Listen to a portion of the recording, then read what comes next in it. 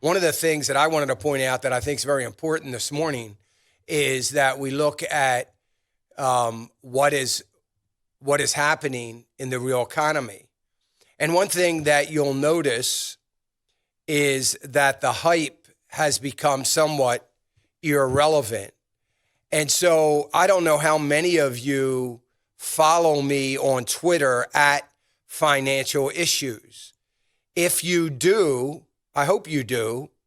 If you don't, maybe you want to go there. You can follow me while you're there, but go to at Financial Issues on Twitter, and you'll see a chart that I put up.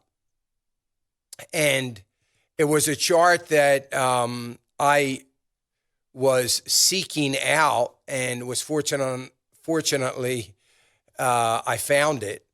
But let me just tell you about the chart. It's in reference to Consumer Confidence Index. And it's a great chart. I wish we had it. I should have got it to the guy so that we could put it up. But it is a chart from 2008 to today on Consumer Price Index. And let me just say, for the first 7 years of the Obama administration, the Consumer Confidence Index never got to 100 for the first 7 years. It touched 100 on 2 occasions, but didn't last. During the Trump administration, we've had as high as almost 140. 100 is the difference between below 100 is more of a less optimistic view of the consumers. Above 100 is an optimistic view. And for the first 7 years of the Obama administration, there wasn't a whole lot of consumers real optimistic. Let me remind you, maybe you've forgotten, but let me just remind you, we do have the clip up, the chart up. Let me just remind you that we are a consumer-driven economy. I know the left doesn't want to be reminded of that, of course, for obvious reasons. The left doesn't want to be reminded of that. They certainly don't want to be reminded of that now. But yesterday, we got a Consumer Confidence Index yesterday of just over 98. Can I remind you again? I like to have little reminders, obviously. Can I remind you that this is for the month of June? And in the month of June, we are coming off an economy where the switch was flipped and has been shut down. And we still have, as Larry Kudlow pointed out, we still have states where it is a problem. And these are big states like Florida and Texas that are key economic centers for America. Large populations.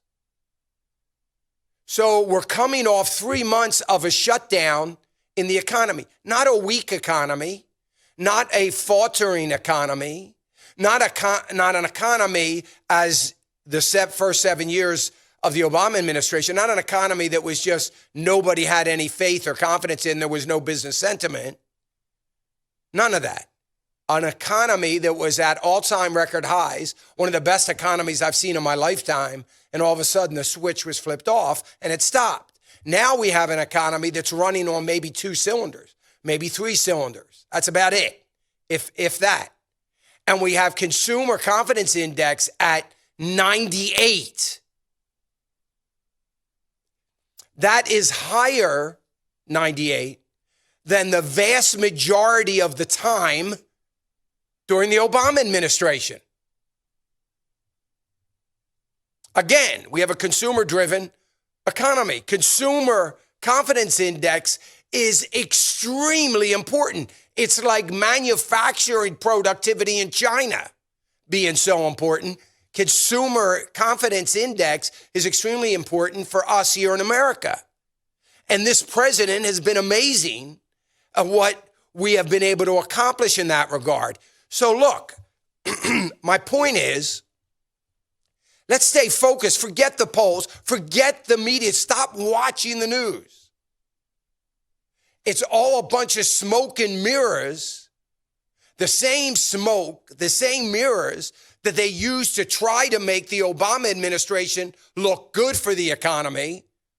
Now they're trying to make President Trump look bad for the economy. It's insane. All we got to do, like I did during the Obama administration, is say, hey, there's no correlation here. There's no possible way this economy is this good. I was right. 1.8%, 1.9% on average GDP growth for 8 straight years. Unprecedented.